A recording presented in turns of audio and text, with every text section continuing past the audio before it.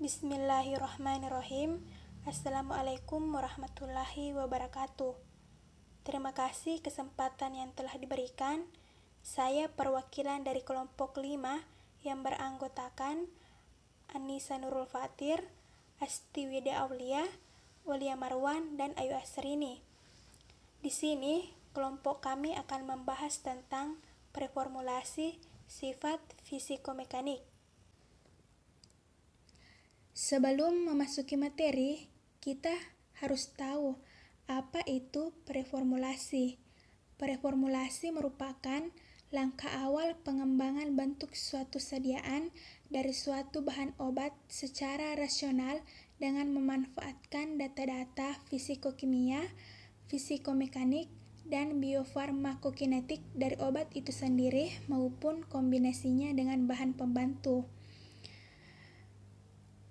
Adapun sifat dari fisikomekanik itu terbagi menjadi atas 7. Yang pertama, ukuran partikel. Yang kedua, teknik penetapan ukuran partikel. Yang ketiga, bentuk dan luas permukaan partikel. Yang keempat, karakteristik pengempaan atau kompaktibilitas atau ketermampuan. Yang kelima, sifat aliran serbuk. Yang keenam, sifat terbasahi. Dan yang terakhir yaitu higroskopisitas. Untuk lebih jelasnya, kita bahas satu persatu. Sifat-sifat fisikomekanik. Yang pertama yaitu ukuran partikel. Berbagai sifat kimia dan fisik zat aktif dipengaruhi oleh distribusi ukuran dan bentuk partikel.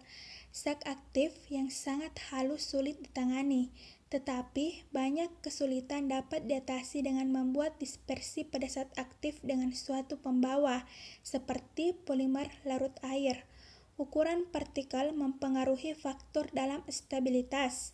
Bahan halus agak lebih pada pajanan oksigen atmosfer, panas, cahaya, kelembaban, dan interaksi daripada bahan kasar.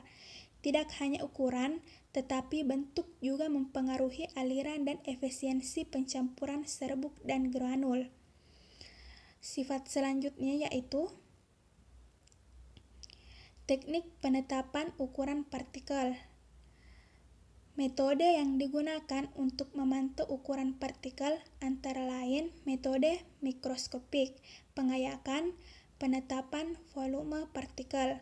Pengukuran volume partikel menggunakan alat yang disebut kultur counter, memungkinkan menghitung suatu diameter setara dengan volume. Untuk analisis kuantitatif, distribusi ukuran partikel bahan yang berkisar lebih dari 50 mikrometer dapat menggunakan metode pengayakan, walaupun bentuknya mempunyai pengaruh kuat pada hasil. Sifat yang selanjutnya itu bentuk dan luas permukaan partikel. Bentuk dan luas permukaan partikel diperlukan karena bentuk memengaruhi aliran dan sifat permukaan suatu serbuk dan mempunyai pengaruh pada luas permukaan. Sifat selanjutnya yaitu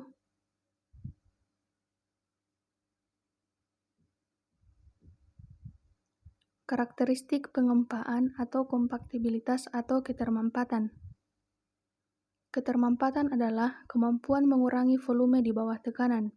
Manfaat dari uji kemampatan ini adalah memberi petunjuk tentang sifat serbuk yang elastis, plastik, atau rapuh. Kompaktibilitas adalah kemampuan bahan serbuk yang dikempa menjadi suatu tablet dengan kekuatan renggang tertentu. Selanjutnya, sifat yang kelima yaitu sifat aliran serbuk. Sifat aliran serbuk sangat penting untuk pembuatan tablet yang efisien.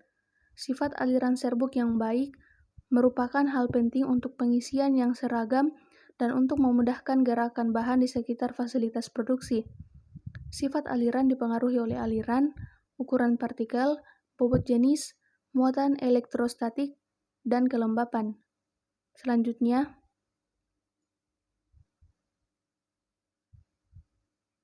yaitu sifat terbasahi. Sifat terbasahi dapat mempengaruhi granulasi solid, perembesan cairan disolusi ke dalam tablet dan granul, dan adesi bahan solut pada tablet. Sifat terbasahi diuraikan dengan sudut kontak dengan menempatkan setetes cairan pada bahan yang dipadatkan. Semakin hidrofobik suatu bahan, maka semakin tinggi sudut kontaknya. Dan untuk sifat yang terakhir, yaitu higroskopisitas. Jumlah lembab yang diadsorpsi oleh suatu bobot tetap sampel anhidrat berada dalam keseimbangan dengan lembab dari udara pada suhu tertentu disebut kandungan keseimbangan lembab. Zat-zat higroskopis harus disimpan dalam suatu wadah tertutup rapat yang lebih baik dilengkapi dengan suatu zat pengering.